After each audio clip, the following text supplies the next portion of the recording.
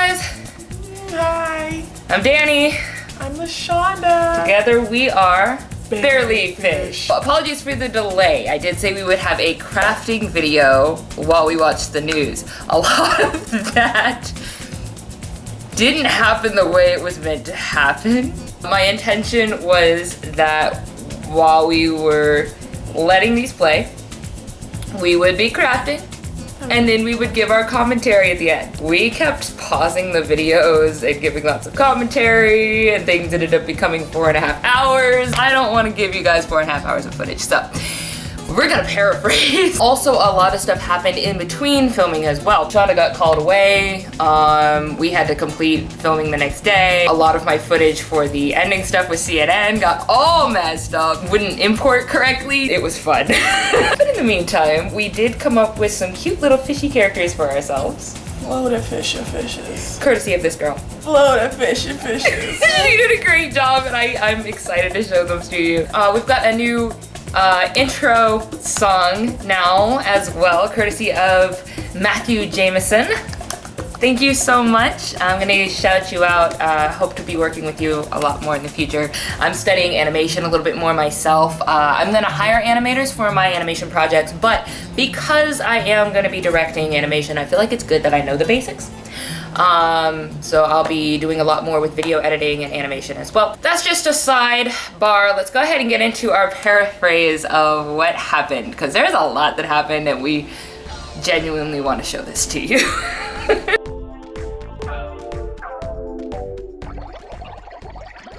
So the first thing we watched was Seth Meyers. We wanted to watch a comedian. To make it better, swallowable. Right, we wanted to just have something funny at first. So I have this episode, Trump Pretends Coronavirus Doesn't Exist, a closer look. It's not here. So I really want it to be unbiased, but I know how hard it is for me to go off unbiased because I'm only going off of what I know. So let me stress it here. I'm trying to be unbiased. Take my words with my face value. We both tried to come at this as unbiased as possible, admitted what our preconceptions would be, but also kept our doors open to let those preconceptions be wrong. I wonder if the titles of the story will change. Covering the same story, but the title will be like, instead of President Trump pretends it doesn't exist, right. President Trump does this or something. Right. No, it probably will, because like Fox's take on what Trump does and CNN's take. Personally, I'm not a biggest fan of MSNBC. I feel like they're a lot more opinionated and hate-filled. I feel like CNN does a better job of just being, just at least, you know, kind of analyzing the content. But yeah, I know that they take different spins, and that's also part of why we're trying to analyze this, because there are multiple sides to any equation. Those are going to be the three that we really react to. So we used Seth Meyers to kind of decide which story we were going to really focus on, because Seth will like show a whole bunch of stuff that happened. One of the more comical bits for me personally was this one. Yesterday, for example, at a hearing on Attorney General Bill Barr's various abuses of power, GOP Congressman Louis Gohmert tried to drown out a witness's testimony by banging the table, and he wouldn't stop. This conduct in particular gives cause for great concern about what Barr may do next. Just another 30 seconds. In closing, it needs to be said that Bill Barr does regularly lie in ways that impact official action. Along with his continuing media project to make Americans believe that the FBI conspired against Donald Trump. The witness will continue. Can I have one more sentence here? By all means. Okay.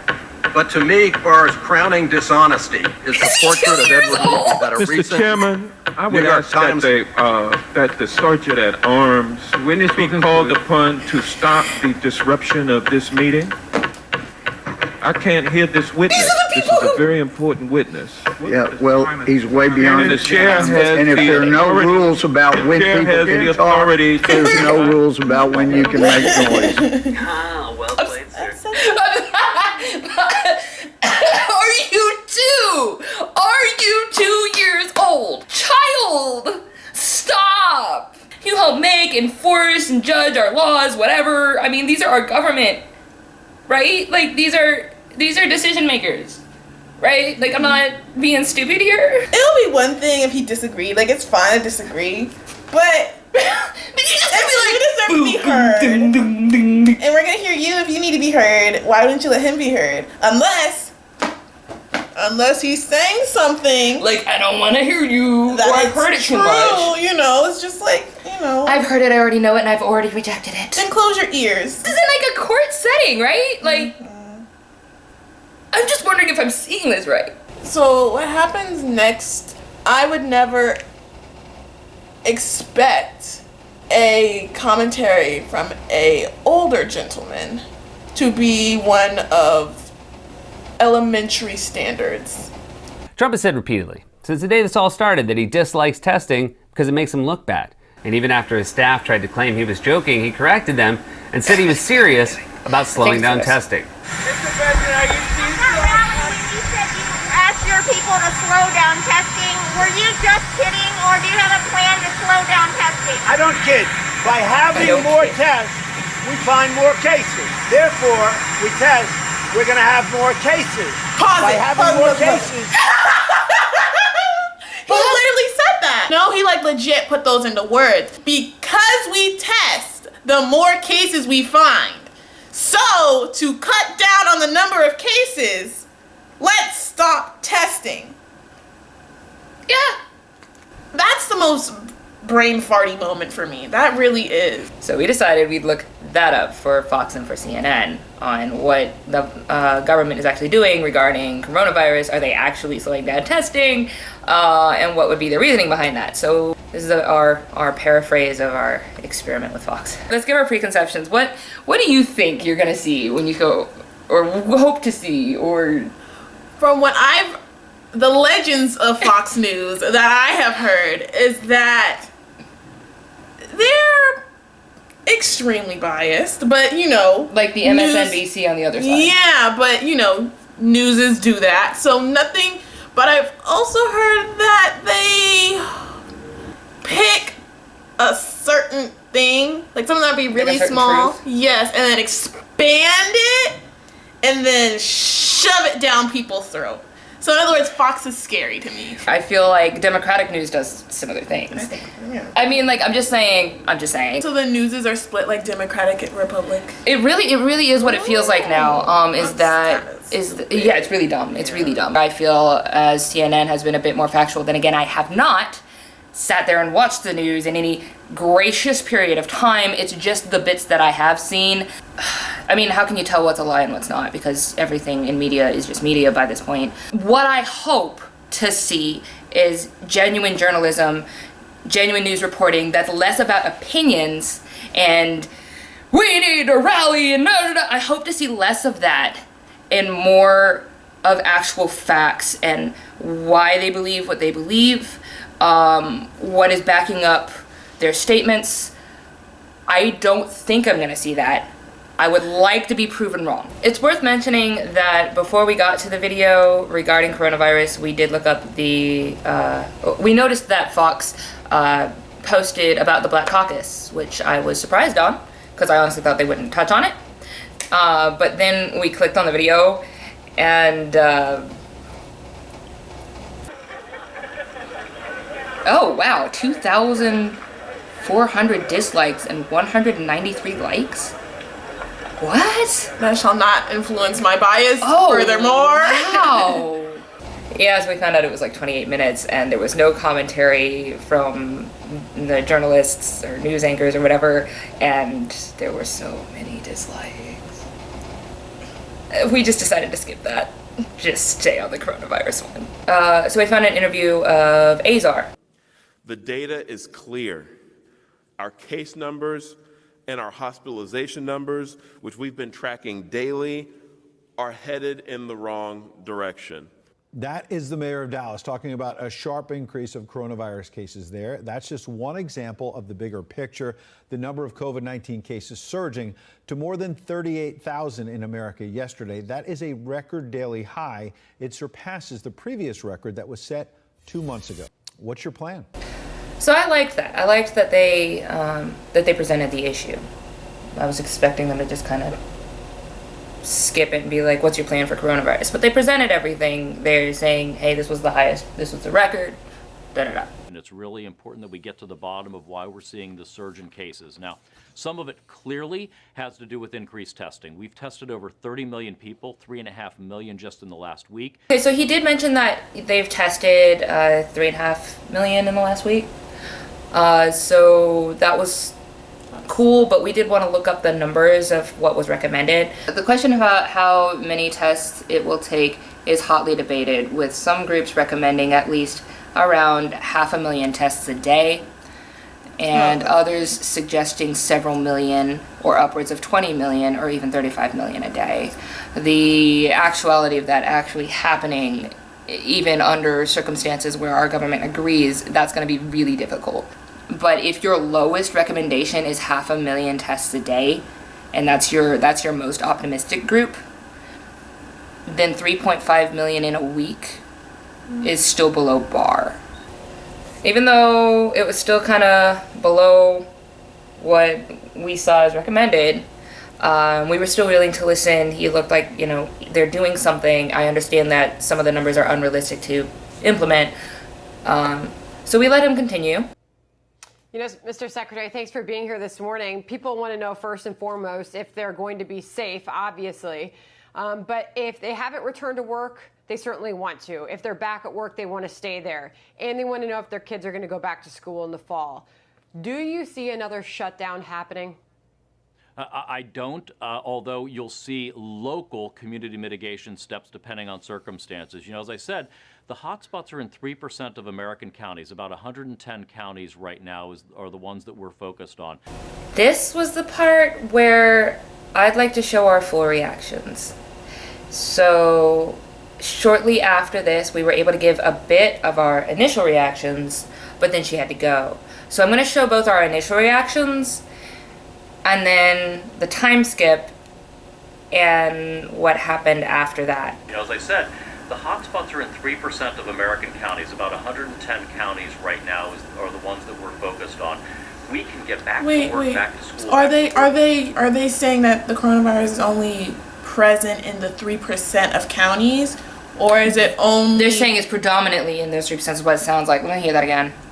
Or are they only checking those 3%? I don't even know at this point. Do you see another shutdown happening?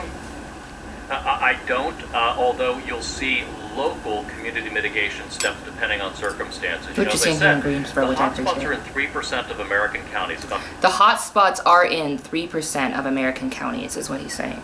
So he's saying the hotspots for coronavirus are only in 3% of our counties. And they're focusing their energies on okay. But just because the hotspots are there doesn't mean like, and like we're not if we're not gonna put in any kind of constraints there, then they're gonna travel.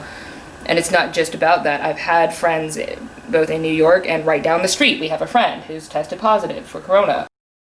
We were discussing what we felt, you know, only 3% people dealing with like coronavirus or like hotspots with coronavirus in our country. What he actually said, however, was 3% of our counties are hotspots. Well, all it took was a quick look, just because I was curious what 3% of our counties were, because I knew that that's a different number, because there could be a different amount of population per county. So found out there's 3,144 counties or something like that in the U.S. Right? That was it, yeah. And 50% of our entire population live in 149 of those counties. So hang on, let me reiterate that again. 50% of our population lives in 149 counties, predominantly, out of 3,144 counties. When we did that math, right, 3% of counties is 94.23. 94 counties. 94 out of 146. You're looking at probably a third of our population in the US is hotspot material, is hotspot coronavirus. A third of our population. We're gonna afford the exact same type of nitpicking when we deal with the CNN one, but that was so far from what he made it sound like. Because we were talking back and forth about what it felt like, you know, watching Fox News, and we were giving the benefit of the doubt to a lot of stuff. It sounded great. It sounded really like, it gave me personally, actually, me listening into it being like all like hyped up over the corona thing, I was like, oh, okay, good thing I heard this from Fox News, because they give me like a lot of hope. Like, yeah, the Democrats make it seem kind of like bleak, like it's a pandemic, everything's gonna be, and they made it seem really like calming, which appealed to me. But then we looked up the actual math, as she said, and the math just unsettled me all over again. So it's proof that yes, it's unsettling, and yes, it's hard to hear, but it's the reality. And when you're fed information that's false like this, they're just. And what says it's not even false information. Oh, it's not. It's not. It's true. It's like this. It's true. Okay, he knew what he was doing. Yeah. He was like in this calm voice going, I mean, only 3% of the counties in the U.S. and we can just get back to it. And she was feeling all calm about it. I'm sitting there having some red flags, but I didn't know what my red flags were. But I mean, that's just because I understand that I had a bias originally against Fox News by what I'd heard, that they lie, blah, blah, blah, blah. And I was like, okay, let's just look it up. You know, like, I want to give the benefit of the doubt, but I'm fully expecting that I could be wrong, okay? I'm looking this up, fully expecting that I could be wrong, or that maybe if things were stretched, it's not stretched too badly. But the amount of stretch. He is technically right. He took time, or mathematicians or whatever, time to sit there and think, what's the best way to spin this to the people so I can get them to work again? Which I'm for going back to work. I'm for this. Okay, I'm not saying I'm anti-work. I'm not saying I'm anti. I'm fidgety. I need something. She's an absolute extrovert. Needs to be out. Needs it. I'm okay to chill inside. She's just like, I can't. Like, it's taking. It's like boom. like we get you. We get you. But to come at the populace with this really, really quickly, because it took us 5 listens. I don't know whether I'll edit how many times. I sat there and was like, 3% of counties, and you say it so fast and you just move past it, and the reporters don't even catch it because you're going so quickly. People are so hopeful. People are so. And I want hope, but yes. I want hope based off of real facts and real energy that we need in order to fix the situation. And your 3% of counties equivalates to 1/3 of our population, on rough estimate. And that's to the hot spots. And going back and editing this, remember when I said 3% is 94.23 counties? He said 110 counties. You can go back and re-listen. He said 110 counties. Oh my goodness. Was 3%. So, we did end up finishing watching him. It's not really worth showing our reactions because by that point, it was very hard to give a chance in our ears for anything that he was saying after that. You can go back and you can go and watch what he says, but needless to say, that was a big deal, especially to me, because every person in this country, they are my people. You are my people. You are my people. Whether you look like me, whether you believe what I believe, whatever, you are my people. And when my people are being lied to, that made me angry. We're going to give another chance to Fox on some other subject. Feel free to post videos or suggestions. It's fine. I'm not saying I completely discredit Fox entirely for this one segment. But I will say, whatever the junk Azar says from here on out is going to be under extreme scrutiny. Because that was messed up. So after all that, we ended up going to analyze CNN's. We spent the majority of time looking up their graphs and their data. We spent too much time. We kept trying to prove them wrong. Or try to prove that they were, what do you call it? Skewing. Yeah, skewing the data. We tried to prove that they were skewing data. It de-energized and it was futile. Let's go. It was futile. I even thought for a bit that they had skewed it. I'll show the graphs. Let's take a look, and let's begin just with the new record yesterday in the case count. If you bring it up, 40,000 cases. If you go back through March 16th, that's when the White House announced the initial slow the spread measures. You see in April, South Carolina was among the first to start to reopen. April 24th, way back April 24th was the previous one-day high in cases. Then you see, and we knew this was inevitable. As the reopenings happened, we knew it was inevitable the case count would go up. The question is, this much, this far out, and is it manageable? This is a month ago. Look at this picture 1 month ago. Look at the green on this map. Green is going down. It included Texas. Florida was stable at the time, right? A month ago, 20 states going down, 13 steady, 17 states going up. That's the orange.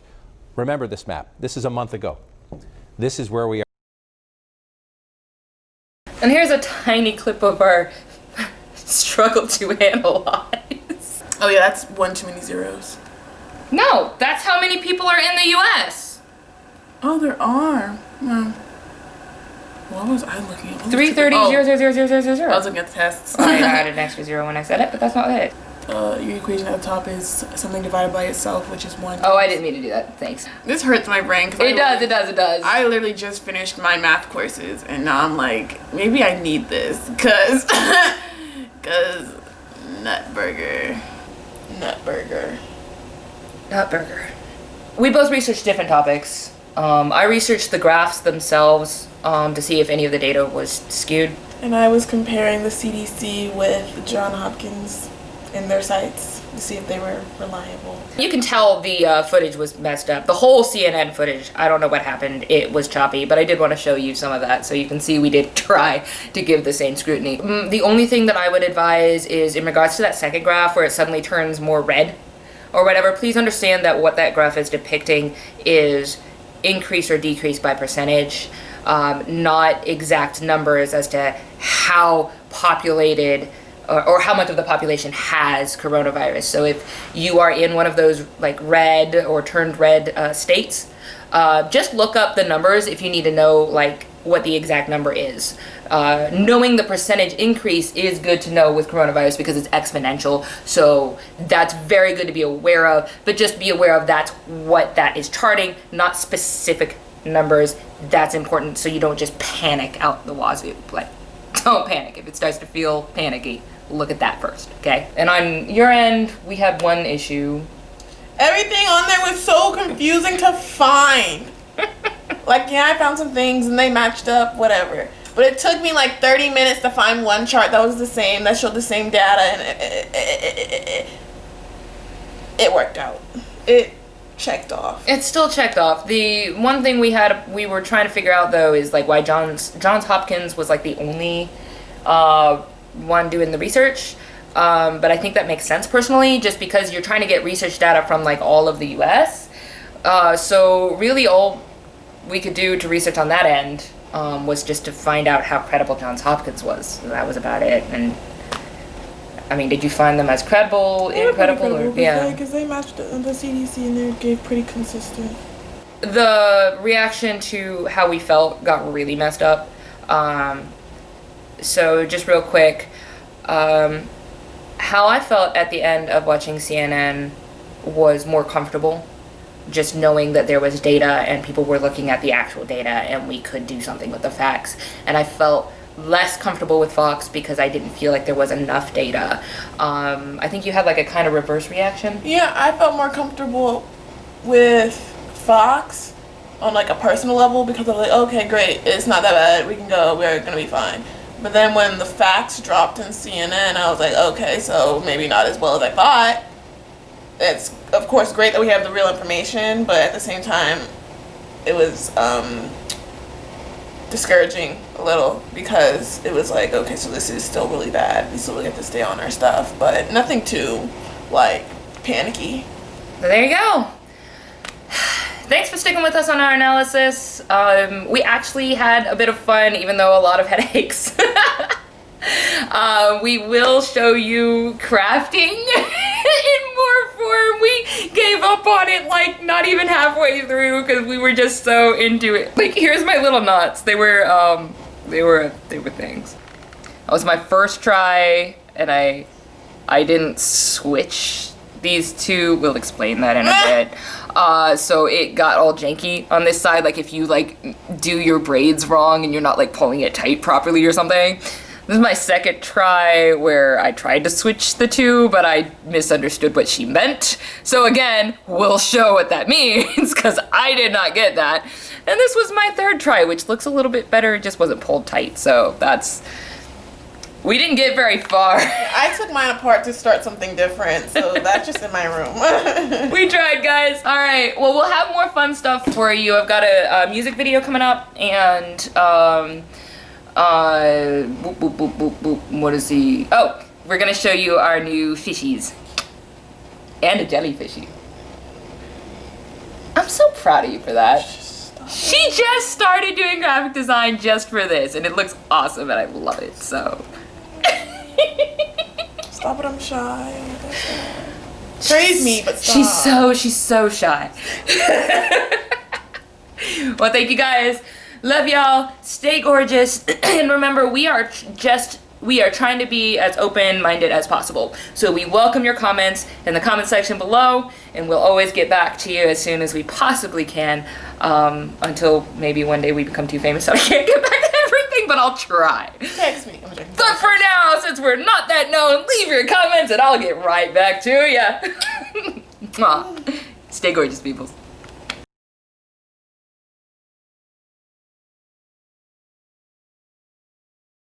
But he's just so cute. I love it. Like, turn your dimples toward the camera because I only have one, so let's angle this right. 1, 2, 3, dimple.